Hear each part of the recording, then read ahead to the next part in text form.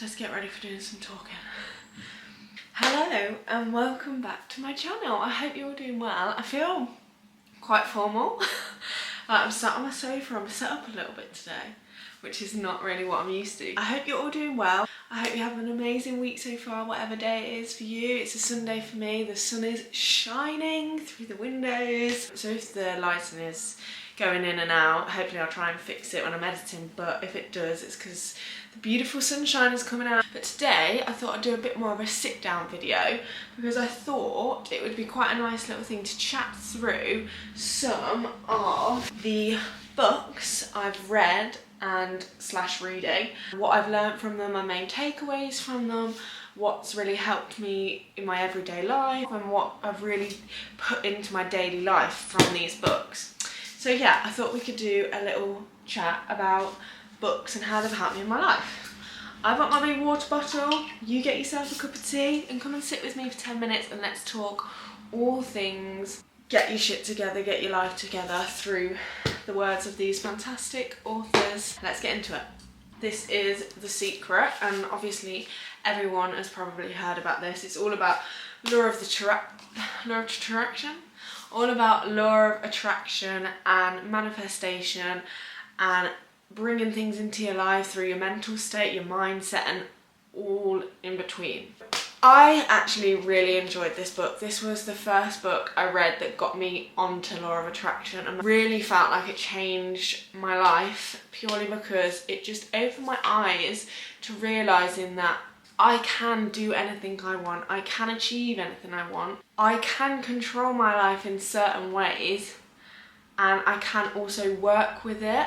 I've actually heard a few people say that they didn't really like it purely for the fact that the people who talk in it all talk about manifesting a lot of money, big houses, very materialistic things, which I do understand and I do get that. But for me, I took it more as like a mindset thing. I didn't really focus on what these people were manifesting and what these people were telling you they'd got in their lives and where they were in their lives now. I more took from it the fact that they had a vision, they had a goal, and they had a want and a knowing of where they wanted to go, and they just put their whole effort and mindset into getting it, and through doing that they got it. Now, these people aren't incredible people. Well, everyone's incredible, but these aren't special people. They haven't got superpowers.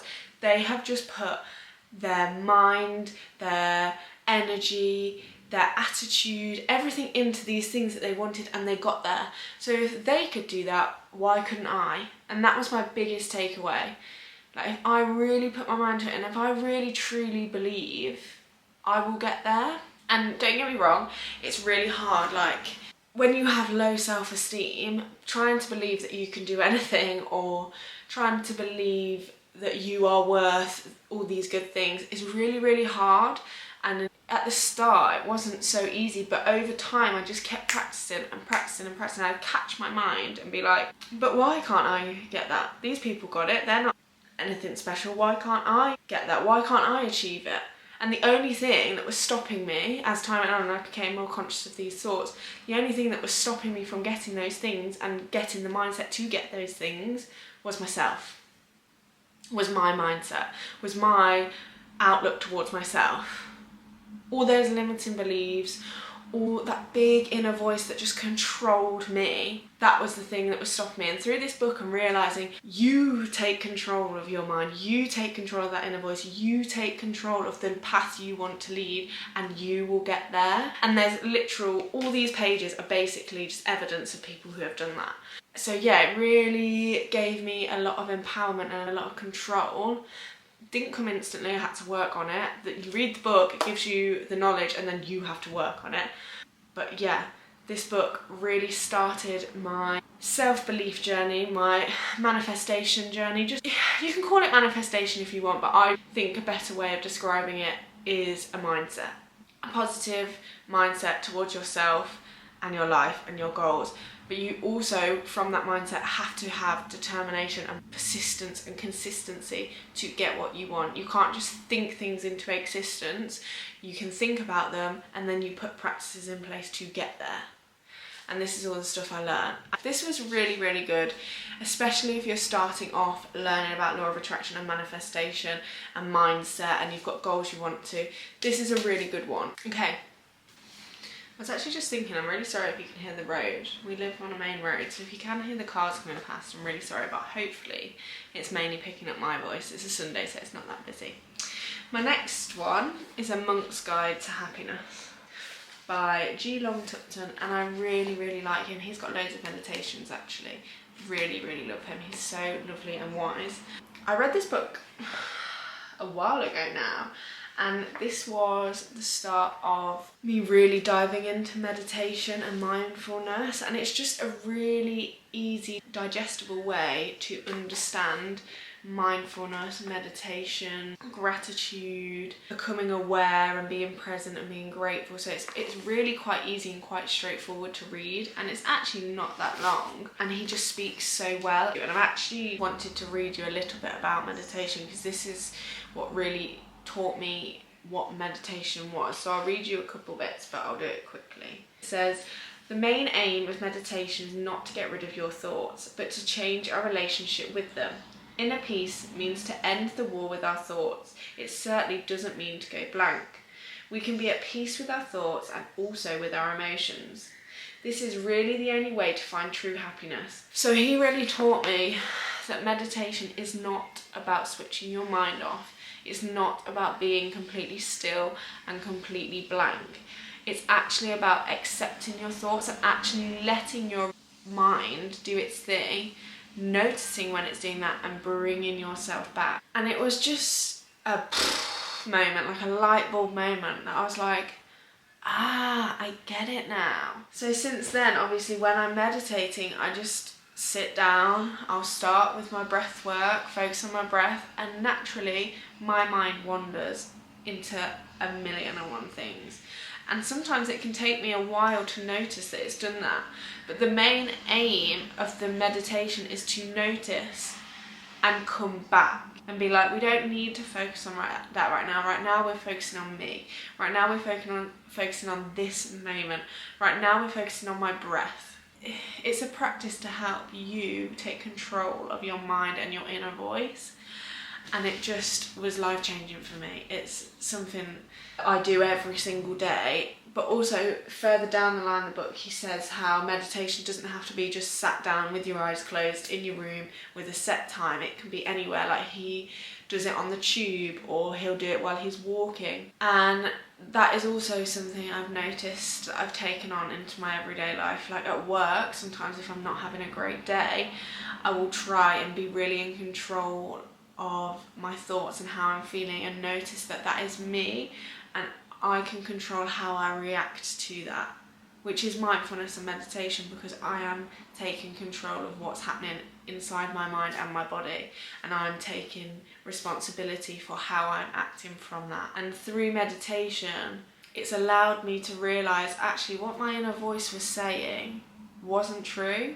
Because all your inner voice is trying to do is protect you, because as humans, our brain is wired to look for negative things. It's wired to keep you safe. So all your inner voice is doing is trying to keep you safe and comfortable and secure. But it does it in a really fucked up way. It does it in a way to keep you small, in your comfort zone, so nothing gets too scary or nothing gets too overwhelming or nothing gets too stressful. It's trying to keep you in your little space. But in the world we live in, we can't just keep in our little space. There's so much to explore, there's so much to do, there's so many people to meet, there's so many adventures to go on. And if you stay in that cup listening to your voice, you never push yourself to do it. You never open up to the adventures and the experiences that you can have. And what mindfulness and meditation does is help you break free from your inner voice and actually say, like, look, I know you're there to help me and I know you're trying to keep me safe, but actually doing this thing, this hard thing that may put me under a bit of stress, is going to lead to something so much more amazing. I'm going to grow so much. I'm going to be so much stronger. I'm going to be so much more confident. So it's just shown me that I can do things. I don't need to have limiting beliefs, because anything is possible. If you put your mind to it and you control that little voice, you can do anything. So that's what this book's really taught me. I loved this book, so definitely check this one out. Okay, the next one, Attached.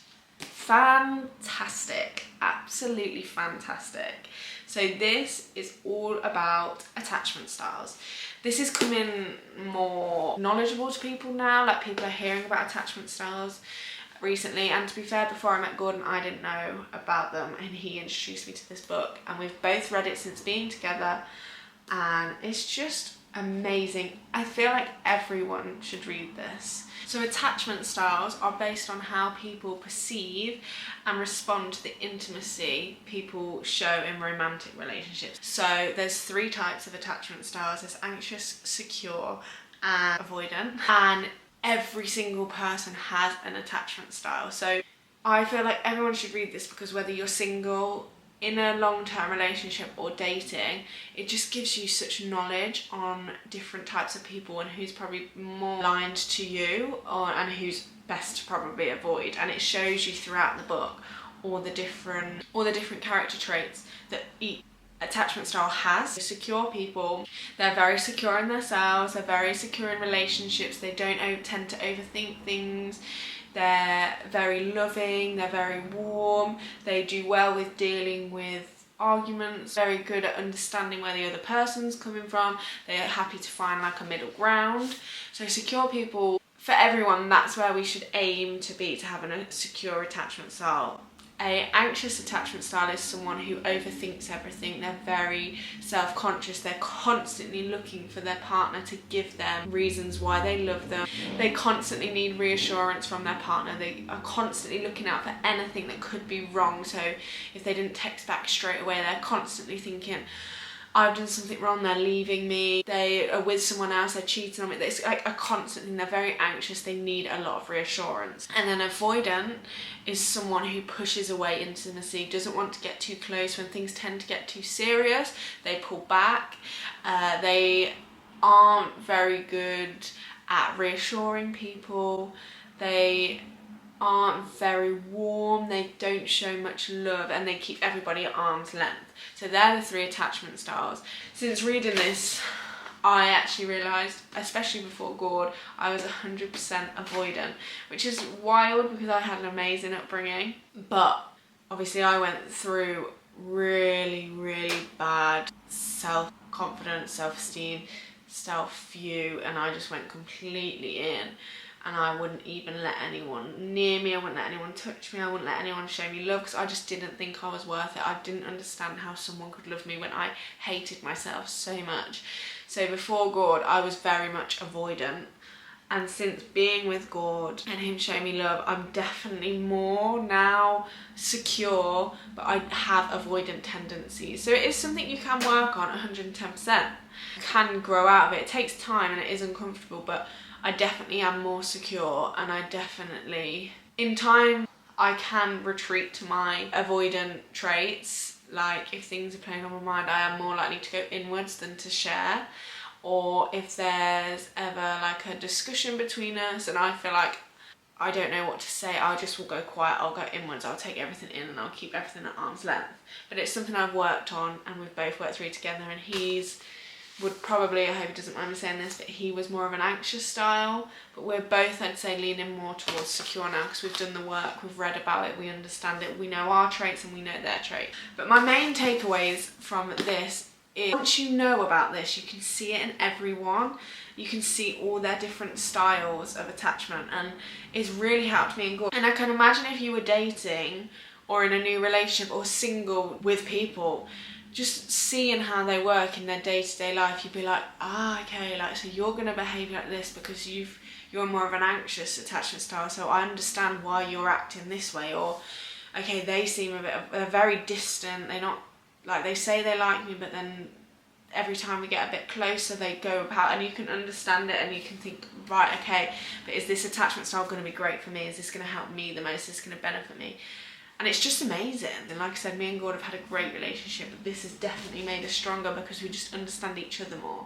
Like, I understand myself more since reading this. I'm like, so that's why I think like that, that's how I work like that. And it's because of this book. So I think this is amazing. I hope I did that justice and explained it well, because I genuinely feel like every person in the world needs to read this book. It's so good. Okay, we'll move on to the last book, and I'm hoping you're all still with me and you're still enjoying this. So this is the book I'm currently reading. So this is Lunar Living by Kirsty Gallaghar. Love Kirsty Gallaghar. She's just amazing. And yes, it is about the moon. And no, don't switch off. Don't get pre-assumptions of what we're going to talk about. I'm not a witch. I have actually been loving learning about the moon. And ever since learning, I'm like, this makes so much sense. The moon, it literally controls the sea. The gravitational pull is the waves and everything like that. And we are made up of like something like, I can't remember if it's 70 or 90% water, but we are a lot of percent of water. So how we think the moon can't affect us is just beyond me. But anyway, the reason I'm enjoying this book and learning about lunar living and the moon cycles is not actually necessarily to do with like the astrology side and the moon side. I've been loving it because it's just an amazing way of self-care. So essentially, it's the moon cycle. So, you know, we have like the full moon, the half moon, the quarter moon, when it looks like cheese and the tone out, you know, all the cycle of the moon. But during all those times of the moon, it is affecting us in different ways. And through the cycle of the moon, Kirsty gives you so many tips and tricks and things to look out for in yourself. So it's all about noticing how you're feeling at the times of the month. This is a monthly cycle. It happens every single month. I don't know if I said that. But she gives you things to look out for, emotions you might be feeling, energy you might be feeling. So you might be feeling more awake, more productive, more ready, raring to go. And other times you might feel like you need to go inwards and you might need to slow down and you might need to rest more. And it all is in line with which stage of the moon you're in. There's also times where you're going to want to be more productive and head towards your goals. There's going to be times where you need to reflect and notice on what areas of your life are not working out for you right now, what areas of your life you are putting limiting beliefs on, what areas of your life you need to put more energy into. And it's just constant monthly cycle to check in with yourself and check to see how you're feeling and check to see how working towards your goals is going, and check to see if you're aligned with the path that you're on. Do you need to swerve a little bit and go towards something you've been dreaming of recently, or have you been going towards your dream and actually realise that's actually not what I want? But if you're just going day to day and just getting things done and not being aware of how you're feeling and where your life's going, you'll just never find that out. But having that constant reminder of the moon and the cycle and where you are and what you need to look out for, it means you're constantly checking in with yourself. It means you're constantly working towards your goals. It means you're constantly realising those limiting beliefs you have, and it means you constantly manifesting and changing things to help you grow and help you gain strength. And it's like coming back to nature and being in what we should be. Like, we should be in tune with nature and the universe and ourselves, because we are all linked. Whether you think I'm crazy or not, it's true. I think anyway. But that's the reason why I'm loving this. And I'm like not even necessarily halfway through, but I follow her on Instagram and I love all of her like videos and all the knowledge she shares. I just think it's amazing. Once you learn about it, it's just like the easiest way of self-care, because you're constantly thinking about how you can benefit yourself and your life and how you can grow and how you can gain strength. And that's not always doing, that's sometimes just being, and just being still and noticing your feelings and nurturing yourself and believing in yourself. It's just a constant reconnection to yourself that I feel like in day-to-day life, which is very, very busy, we don't do that. We very often put ourselves right to the bottom of the list, and that's the opposite way. We need to be at the top, because then everything else will work out better. Whereas if you're at the bottom and you have no belief, or you have no drive, or you have no confidence, everything else is going to be so much harder. But when you're in tune with yourself and how you're feeling and where you're going in life and what you're doing and the people that are around you and your situation, you are then in control again. You are the one getting the life that you dreamed of. You are the one of filling your own cup up so you can fill others up. Oh, but I just love it. But yeah, I'm going to end there. I hope that's not too long. I hope it's not too rambly, and I hope it actually makes sense, and I hope I've shared some tips that I've learned. I really recommend all these books, and I would love to do another one of this, so let me know in the comments down below if you've enjoyed this and if you want to see more videos like this, like sit down ones. Let me know if there's anything you'd want me to talk about. Please let me know what books you've enjoyed, any books that has really helped you. They can be non-fiction, fiction, anything. Please let me know in the comments and I will do my best to read them and maybe do some reviews on them, but please send them my way. Look after yourself, please care for yourself. This is the end and I will see you in my next video. I hope you have a lovely rest of your week and keep shining. You are amazing, and always know that. Keep laughing, keep loving, keep living, and I'll see you in my next video. See you soon.